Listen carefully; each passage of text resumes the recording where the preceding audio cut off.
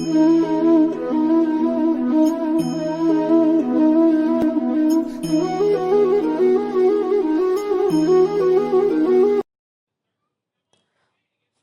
राधे। आज हम माघ शुक्ल एकादशी, जिसका नाम जया एकादशी है, उसका वर्णन कर रहे हैं। ध्यानपूर्वक सुनिए। धर्मराज युधिष्ठिर बोले, हे भगवान, आपने माघ मास के कृष्ण पक्ष की शर्तिला एकादशी का वर्णन किया, अत्यंत प्रिय लगा। अब आप कृपा कर माघ शुक्ल एकादशी का वर्णन कीजिए। इसका नाम क्या है, इसके व्रत की विधि क्या है और इसमें किस देवता का पूजन किया जाता है। श्री कृष्ण भगवान बोले, हे राजन, माघ मास के शुक्ल पक्ष की एकादशी का नाम जया एकादशी है। इस एकादशी का व्रत करने से मनुष्य ब्रह्म हत्या जैसे पापों से छूटकर मोक्ष को प्राप्त होता है। इस व्रत के प्रभाव से मनुष्य अन्य योनियों से मुक्त हो जाता है और इस एकादशी के व्रत को विधि पूर्वक करना चाहिए। तो मैं तुम्हें एक एकादशी की महिमा की पौराणिक कथा सुनाता हूँ। देवराज इंद्र स्वर्ग में राज्य करते थे और अन्य सभी देवगण सुखपूर्वक वहां रहते थे। एक समय इंद्र अप्सराओं के साथ विहार कर रहे थे, गंधर्व गान कर रहे थे। उसी समय गंधर्वों में प्रसिद्ध पुष्पदंत तथा उसकी कन्या पुष्पवती और चित्रसेन तथा उसकी स्त्री मालिनी भी थे। मालिनी का पुत्र माल्यवान और पुत्र माल्यवान भी उपस्थित था। गंधर्व कन्या पुष्पवती ने माल्यवान को देखा तो उस पर मोहित हो गई। माल्यवान भी उस पर मोहित हो गया।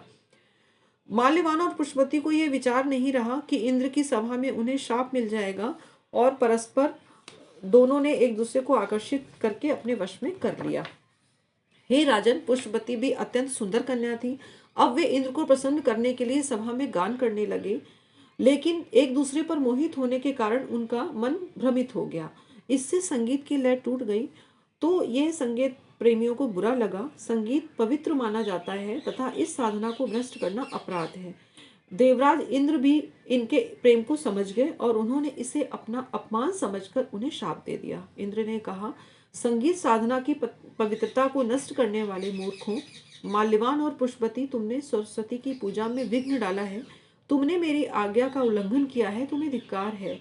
तुम दोनों स्त्री पुरुष के रूप में मृत्युलोक में जाकर पिशाच रूप धारण कर अपने कर्मों का फल भोगो। भरी सभा में अपमान करने वाले को ऐसा दंड दिया जाता है। तुमने गुरुजनों की सभा में संयम से रहने के नियम को तोड़ा है, इसलिए अब तुम्हें देवलोक का निवास नहीं मिल पाएगा।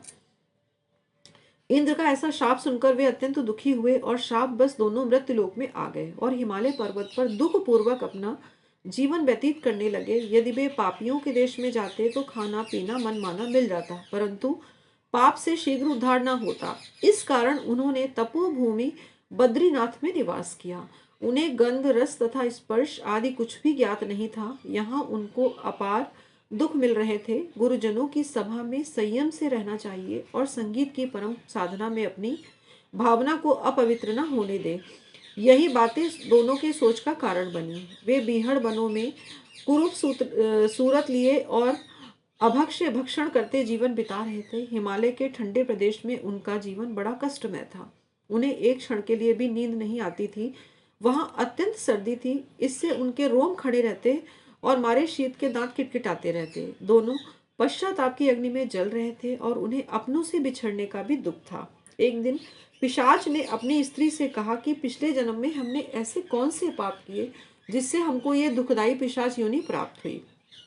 दैव योग से तभी माघ मास के शुक्ल पक्ष की जया एकादशी आई। निराशा से घिरे होने के कारण उस दिन सवेरे से ही उन्होंने कुछ भी भोजन नहीं किया, ना ही कोई पाप कर्म ही किया। केवल फल फूल खाकर ही दिन व्यतीत किया तथा सायंकाल व्यथित मन से पीपल के वृक्ष के नीचे बैठ गए। उस समय सूर्यदेव अस्त हो रहे थे। उस रात अत्यंत ठंड थी, इस कारण दोनों शीत के मारे ठंड से बहुत दुखी थे। उस रात्रि उनको निद्रा भी नहीं आई। वे प्रभु का ध्यान कर दिन भर अपनी गलतियों की क्षमा मांगते रहे। रात्रि को भी उन्हें ईश्वर का ध्यान बना रहा। श्री कृष्ण बोले, हे राजन, संयोग से उस दिन जया एकादशी व्रत की तिथि थी। दिन में व्रत और रात्रि में ईश्वर का ध्यान और जागरण करना अनजाने में ही पुण्य का कारण बन गया। उनका यह व्रत हो गया। इसलिए जया एकादशी के उपवास और रात्रि जागरण करने से दूसरे दिन होते ही उनकी पिशाच योनि छूट गई। वे अत्यंत सुंदर गंधर्व और अप्सरा की देह धारण कर सुंदर वस्त्र आभूषणों से अलंकृत हो स्वर्गलोक को प्रस्थान कर गए। उस समय आकाश में देवता तथा गंधर्व उनकी स्तुति करते हुए पुष्प वर्षा करने लगे। स्वर्गलोक में जाकर उन दोनों ने देवराज इंद्र को प्रणाम किया। देवराज इंद्र इनको पहले जैसे रूप में देखकर आश्चर्यचकित हुए। इंद्र ने पूछा कि तुमने अपनी इस योनि से किस प्रकार छुटकारा पाया, मुझे बताओ। माल्यवान अपनी भूल पर पछतावा करते हुए बड़ी विनम्रता से बोले, हे देवेंद्र, भगवान विष्णु की कृपा और जया एकादशी के व्रत के प्रभाव से हमारी ये पिशाच देह छूटी है। यह सुनकर देवराज इंद्र बहुत प्रसन्न हुए और बोले, हे माल्यवान, भगवान की कृपा और जया एकादशी का व्रत करने से केवल तुम्हारी पिशाच योनि छूट गई, तुम पवित्र हो गए, बल्कि तुम्हारे सभी कुल वाले और हम लोग भी वंदनीय हो गए, क्योंकि विष्णु और शिव के भक्त सदैव वंदनीय ही रहते हैं। अतः आपको धन्य है, धन्य है। अब आप पुष्पवती के साथ जाकर विहार करो। हे प्रभु, सबका कल्याण करें। हरे कृष्णा कृष्ण कृष्ण हरे हरे, हरे राम राम राम हरे हरे, हरे कृष्णा।